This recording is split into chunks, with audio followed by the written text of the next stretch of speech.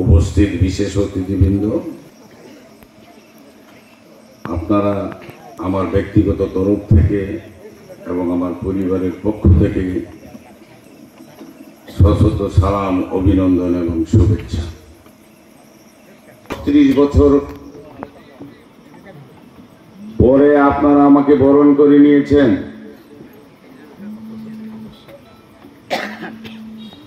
আমি যখন প্রথম এসেছিলাম এই এলাকায় মাত্র একটি ভোট নিয়ে আমাকে বিদায় দিতে হয়েছে।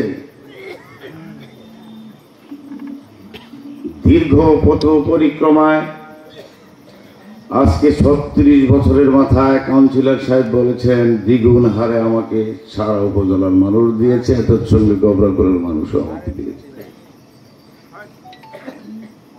আপনাদের ঋণ আমি কোনোদিন শোধ করতে পারবো না। আপনারা অর্থ, রক্ত, শ্রম দিয়ে আমার নেতৃত্বকে প্রতিষ্ঠিত করেছেন। আপনারা জানেন যে গত নির্বাচন পার্লামেন্টের নির্বাচন হয়েছিল, সাম্প্রদায়িক নির্বাচন, গারো বাঙালির নির্বাচন, আর এইবারে নির্বাচন হয়েছে ধনী গরিবের মধ্যে নির্বাচন। আমরা স্লোগানকে সামনে নিয়ে এসে আমরা দেখেছি বঞ্চিত নির্যাতিত মানুষ আমার পক্ষ অবলম্বন করে তারা তাদের লিডারশিপ প্রতিষ্ঠিত করেছে, আনারস প্রতীকে তারা বিজয়ী ঘোষণা করেছে।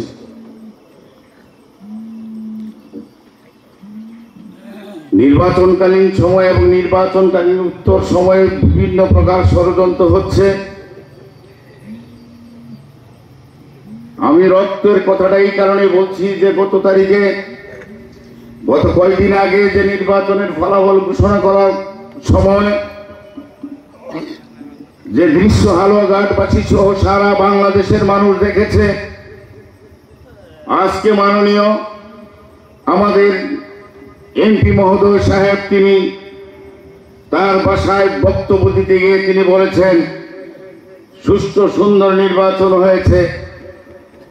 এত সঙ্গে 7:30টার মধ্যে সারা 94টি কেন্দ্রের ফলাফল ঘোষিত হয়েছে, চলে এসেছে আমাদের মধ্যে। আমি এমপি মহোদয়কে প্রশ্ন করতে চাই, 7:30টার মধ্যে যদি ফলাফল এসে থাকে, 12:15টার মধ্যে 12:15টার সময় আমার ফলাফল ঘোষণা করতে হয় কেন? পার্শ্ববর্তী ফুলপুর এলাকায় 8টার সময় ফলাফল ঘোষণা করা হয়েছে, ধুবাগড়া উপজেলায় হয়েছে 8:30টার সময়। যত সময় ক্ষেপণ করা হয়েছে ততই মানুষ উত্তেজিত হয়েছে। বরাবরের মতো হয়তো বা এইবারে নির্বাচন ফলাফল চিন্তাই করা হবে। আর এই উত্তেজিত মুহূর্তে আমার মানুষগুলো রক্তাক্ত হয়েছে, 5 জন পুলিশ আহত হয়েছে। কাউন্সিলর সাহেব আর একটা কথা বলেছেন, আমরা বারবার প্রশাসনের কাছে ডেপুটেশন দিয়েছি, অভিযোগ দিয়েছি। আমরা বলেছি লাভজনক পদে থেকে তিনি কোনো অবস্থায় পক্ষ অবলম্বন করতে পারেন না। আমরা প্রার্থীরা শঙ্কিত, সাধারণ ভোটাররা শঙ্কিত যে আসলে নির্বাচনটা সুষ্ঠু হবে কিনা। শেষ পর্যন্ত বেশ কয়েকটি কেন্দ্রের মধ্যে কি হয়েছে এমপি মহোদয়ের জ্ঞাতার্থে আমি জানাতে চাই। আপনার নিজের বাড়ির কেন্দ্রে কয়জন মানুষ অ্যারেস্ট হয়েছে? 12,000 টাকা আপনার লোকদের জরিমানা দিতে হয়েছে। সাকরাই নাজিমউদ্দিন সাহেবের এলাকায় 2-3টা কেন্দ্রে কি হয়েছে সেখানেও পুলিশ ওই প্রার্থীর নাজিমউদ্দিন ভাই প্রার্থীর লোকজনকে অ্যারেস্ট করেছে, তাদেরকে জরিমানা দিতে হয়েছে। আর হালুয়াঘাট সদরে কোনোদিন কলঙ্ক ছিল না। হালুয়াঘাটের গাছ স্কুলে যখন ছাপ্পা মারা শুরু হইল তখন এখানেও পুলিশ অ্যারেস্ট করে একজনকে 3 মাসের জেল প্রদান করেছে। ওই লোকগুলা কি আনারস প্রতীকের ছিল না কার কার কোন প্রার্থীর সমর্থক ছিল? আপনারা তো দুধের তুলসী পাতা নন। আপনি বারবার আমরা প্রতিবাদ করেছি এবং বলেছি, প্রকাশ্যে অপ্রকাশ্যে রিলিজিয়ান ফেস্টিভ্যালে, ধর্মীয় সভায়, উঠান বৈঠকে, পারিবারিক ভাবে, বিভিন্ন ভাবে আপনি নির্বাচনকে প্রভাবিত করার জন্য আপনি চেষ্টা করেছেন। আপনি তো পক্ষপাতিত্বের ঊর্ধ্বে থাকার কথা, নিরপেক্ষ থাকার কথা। আপনি তো অভিভাবক ছিলেন, আপনি তো আমাদের এই জনপদের, আপনি মাননীয় জাতীয় সংসদ সদস্য, সকল আপনার কাছ থেকে জাস্টিসটা পান। আপনি ভাবছেন যে সংসদ সদস্য হয়েছি, বেশ কয়েকটা চেয়ারম্যান আমার আছে, মেম্বাররা তো আছেই আমার। শুনেছি মানুষের কাছে মেয়র সাহেবও আপনার, আর মধ্যবর্তী যে আসন এই চেয়ার, এই চেয়ারটা যদি আপনার হয়ে যায় তাহলে 16 কলা পূর্ণ হয়ে গেল। হালুয়াঘাটের জনগণ কিন্তু আপনার এই অসৎ পরিকল্পনা ধরে ফেলেছে, তার বিরুদ্ধে অবস্থান নিয়েছে সত্য সুন্দরের জন্য। এই বন্ধুরা আমার, আপনার মিটিংয়ে বলেছেন এখন আপনি হারিয়ে যান নাই। 2 লাখ টাকা খরচ করলে নাকি হাই স্কুলের মাঠে 50,000 মানুষ আপনি জড়ো করবেন। এই হুমকি কাকে দেখেন? তুমি 2 লাখ টাকা খরচ করে যদি তুমি হাই স্কুলের মাঠে মানুষ 50,000 আনো, হামিদ চেয়ারম্যানের জন্য টাকাই লাগে না। অশান্ত পরিবেশ আপনি করবেন না, আল্লাহর ভয় লাগে। নির্বাচনকালীন সময়ে আপনি অধ্যক্ষ নিয়ে বলেছেন উপজেলা চেয়ারম্যান একজন এমপির বাড়ি কি 1 টাকা চাকর হয়ে থাকবে। আপনি কি মনে করেন হালুয়াঘাটের মানুষ হামিদ চেয়ারম্যানকে ভোট দিয়েছে আপনার বাড়ির চাকর হওয়ার জন্য? এই জনগণ সিদ্ধান্ত নিবে এবং আপনি আপনার আসনে থাকবেন, আমি আমার চেয়ারে থাকবো, মেয়র পদে থাকবে, চেয়ারম্যান চেয়ারম্যানের অবস্থানের মধ্যে থাকবে। এই স্বাভাবিক নিয়ম, আইনত নিয়ম, আচরণবিধি, সংবিধিবদ্ধ সাংবিধানিক আইন হইল এটা।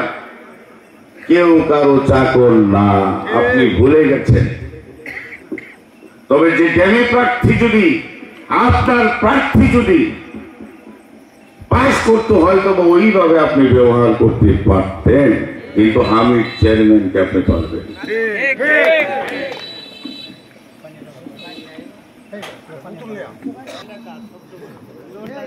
মধ্যে বলেছি যে তোমার পরিবারে তুমি সহ 4টি ভোট আমি দিয়েছিলাম আমার এই জীবনে। তোমার বাপের প্রথম উপজেলা নির্বাচনের সময় তুমি আমার কোলে বসেছিলে। আমি যখন মাইক্রোফোনের সামনে দাঁড়িয়েছি চাতক পাখির মতো তুমি আমার মুখের দিকে তাকিয়েছিলে। সেদিনের কথা কি তুমি ভুলে গেছো? তুমি দল করো, আওয়ামী লীগ, আমি করি বিএনপি। দলের দলগত অবস্থান যদি থাকতো, ক্যান্ডিডেট যদি নির্দেশ থাকতো, মার্কা যদি থাকতো, তাহলে আমি তোমার কাছে আমি ভোট চাইতাম না। তোমার চাচাকে মঞ্জুকে ভোট দিয়েছি, তোমাকে ভোট দিয়েছি, তোমার বাপকে 2 বার ভোট দিয়েছি। আমার ওয়ারিস তুমি দিলা না।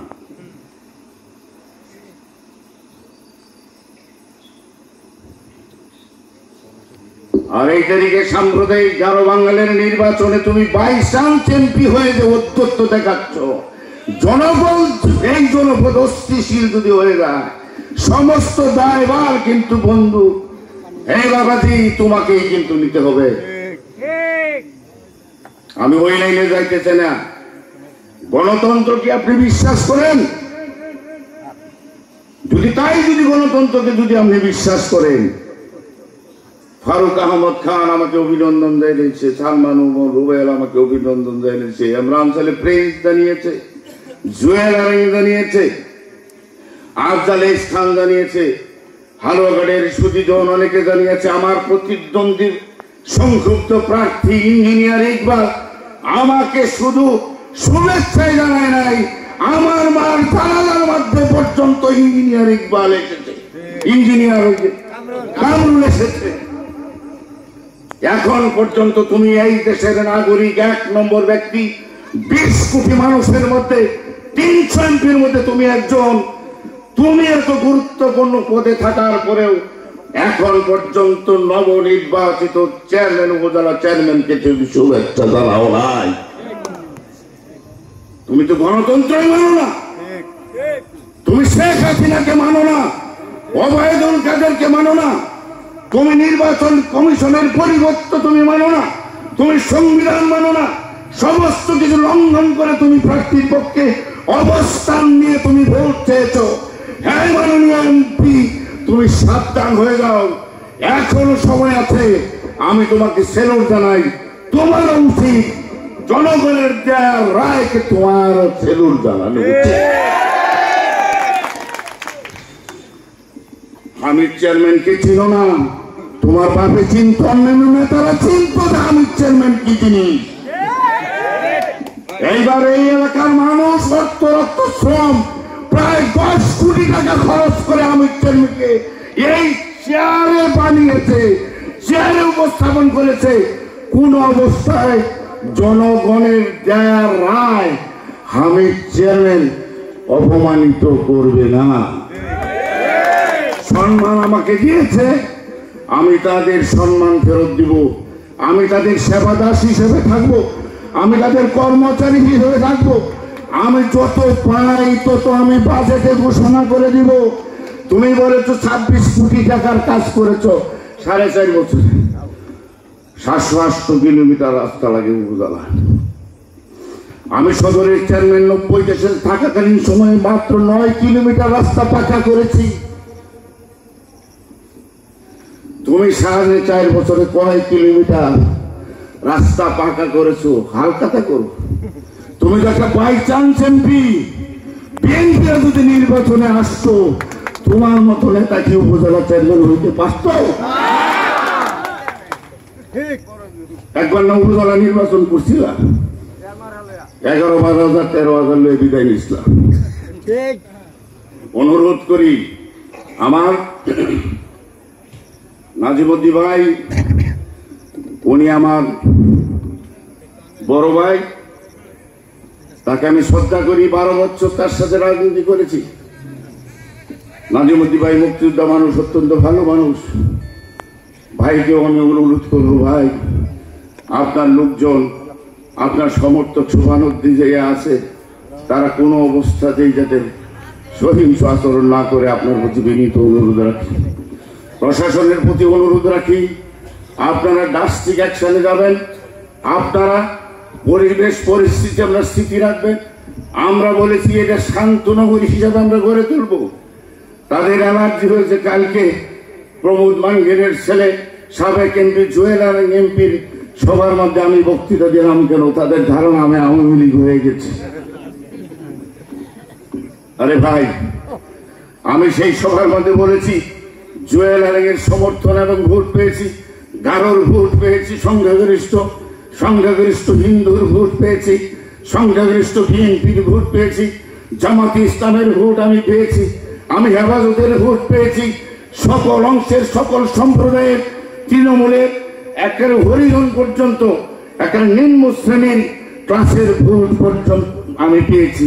সকল মানুষের ভোট নিয়ে আমি নির্বাচিত হয়েছি। আমি আশা করি, আমি বিশ্বাস করি আপনারা সকলে আমাকে সহযোগিতা করবেন। সকল কমিউনিটির ডেভেলপমেন্টের জন্য আমি উন্নয়নের কাজ করব, এই সহযোগিতা আমি চেয়েছি।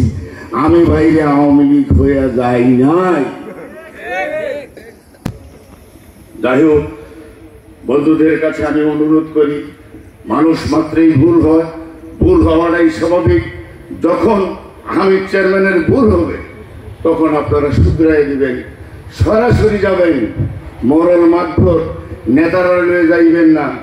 এই তারিখে নেতারা কিন্তু কামাখ্যার পাড়ার মতো কিন্তু বেচা বিক্রি হয়েছে, লক্ষ কোটি টাকা দেয় কিন্তু বেচা বিক্রি হয়েছে, সাধারণ মানুষকে তারা কিন্তু কিনতে পারে নাই। তবে সর্বশেষ আপনাদের কাছে বলবো, আমি যে বিনতিটা করেছিলাম যে আমি যদি এইবার রাজনৈতিকভাবে যদি আমি পরাজিত হই, তাহলে আমার শেষ কবিনে আপনারা যাবেন আমার সব যাত্রা নিয়ে, আপনারা যাবেন আমার লাশের শেষ জানাজা যখন আমার মাইক শুনবেন যে আমি চেয়ারম্যান মারা গেছে, এই দাবিটা আমি করেছি। আপনি আমাকে আপনার ভালোবাসার মধ্য দিয়ে হামিদ চেয়ারম্যানের বাকি জীবনটা যাতে যায়, এই মিনতিটুকু, এই সহযোগিতাটুকু আপনাদের কাছে আমি চাই। অর্থ সম্পদের দরকার নাই। এই স্বাধীনতার পরে যে কয়েকটা নেতার জন্ম হয়েছে, বড় ছোট মাঝারি, এত ভালোবাসা কোনো নেতা পায় নাই। আমার আর কিচ্ছু লাগবে।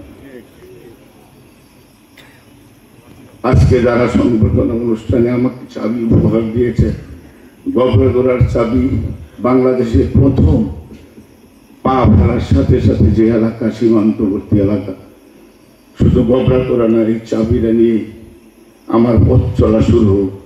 আমি ওই কংসের পা সচ্চাপুর পর্যন্ত যাবো এই চাবি নিয়ে আমি সকল জায়গায়।